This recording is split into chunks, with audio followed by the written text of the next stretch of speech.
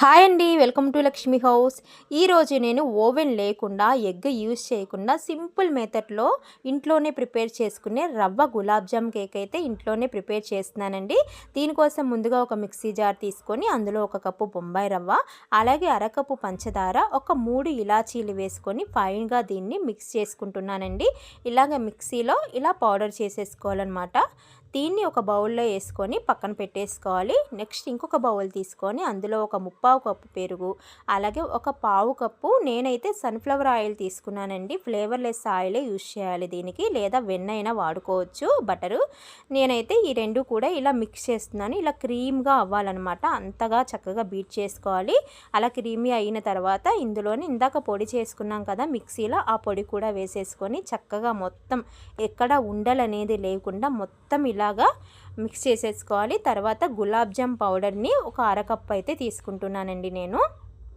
ఇది కూడా మొత్తం కలిసిపోయే వరకు కలుపుకొని తర్వాత బేకింగ్ పౌడరు ఒక 1/2 చెంచా వేసుకుంటున్నాను. బేకింగ్ పౌడర్ అనమాట ఇది. అలాగే బేకింగ్ సోడా అంటే వంట సోడా అండి. వంట సోడా వేరు, బేకింగ్ పౌడర్ వేరు అన్నమాట. ఇవి రెండు వేయడం వల్ల మనం ఎగ్గు వాడం కాబట్టి ఈ రెండు వేస్తే కేక్ అనేది గుల్లగా వస్తుందని. నెక్స్ట్ వచ్చేసి పాలు. ఈ పాలు కాచి చల్లార్చినవైనా పర్వాలేదు, పచ్చి పాలైనా పర్లేదండి. మనం ఇందులో కొద్దిగా పాలు వేసుకుంటూ, ఒకసారి వేయకుండా చక్కగా కొద్దిగా పాలు వేసుకుంటూ ఇలా కలిపేసుకోవాలన్నమాట. మొత్తం మనం ఒక్కసారి పాలు వేసేస్తే మనకి కరెక్ట్ కన్సిస్టెన్సీ అనేది రాదండి. ఇలా మొత్తం కూడా కలిపేసుకోవాలి.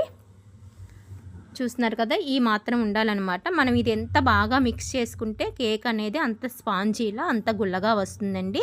తర్వాత ఇంకొక బౌల్ తీసుకున్నాను. దీనికోసం సిల్వర్ గిన్నె లాంటిది ఏదైనా ఉంటే మీ దగ్గర అది వాడుకోవచ్చు. ప్రస్తుతానికి నా దగ్గర అందుబాటు లేదు, అందుకని నేనైతే ఈ గిన్నె అయితే యూస్ చేస్తున్నానండి. దీనికి ఆయిల్ అప్లై చేసుకోవాలి. మీకు అందుబాటులో ఇంట్లో ఉంటే కనుక దీనికి మనం ఒక కవర్ అనేది వేసుకోవచ్చు. బటర్ పేపర్ ఉంటుంది కదా, ఆ బటర్ పేపర్ అనేది వేసుకొని మిక్స్ చేసుకొని పోసుకోవచ్చు. నా దగ్గర ప్రస్తుతానికి ఉన్న వాటితోటి ఈరోజు ట్రై చేశాను. నెక్స్ట్ టైం చేసినప్పుడు కొంచెం ఇంకా మార్పు చేర్పులు చేసుకుంటూ చేసుకోవచ్చు.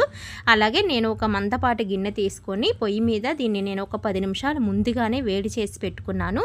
అందులో ఒక స్టాండ్ పెట్టేసుకొని ఇలా మొత్తం కూడా మనం మిక్స్ చేసుకున్నది పెట్టేసుకున్నానండి. ఆ గిన్నె నాకు ఈ కేకు ప్రిపేర్ అవ్వడానికి మొత్తం రెడీ అవ్వడానికి 35-40 మినిట్స్ పట్టుంటుందండి.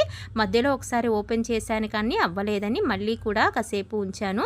తర్వాత మొత్తానికి ఒక 35 మినిట్స్ తర్వాత అయితే కేక్ ప్రిపేర్ అయిపోయిందండి. దీని మీద నేను షుగర్ సిరప్ అయితే చేసుకున్నాను. దానికోసం ఒక అరకప్పు షుగర్ తీసుకొని ఒక టీ గ్లాసు నీళ్ళు పోసుకొని సిరప్ తయారు చేసుకున్నానండి. ఆ సిరప్ని ఈ కేక్ మీద పోస్తున్నాను. ఇది వేయడం వల్ల జ్యూసీగా పిల్లలు తినడానికి కూడా చాలా బాగుంటుంది. మా బాబు ఎగ్గు తినకూడదు అని చెప్పేసి బయట తెస్తే ఎక్కడ ఎగ్ మిక్స్ చేస్తారో అని నేనే ఇంట్లో అయితే ఈరోజు తయారు చేశాను. ఇది టేస్ట్ మిల్క్ కేక్ లాగా చాలా బాగుంది. మీరు కూడా ఒకసారి తయారు చేసి చూడండి, టేస్ట్ మీకే నచ్చుతుంది. అలాగే నా ఛానల్ని సబ్స్క్రైబ్ చేసుకోండి, అలాగే లైక్ చేయండి, షేర్ చేయండి. చూస్తున్నారు కదా, కేక్ స్పాంజ్ కేక్లా చాలా బాగుందండి.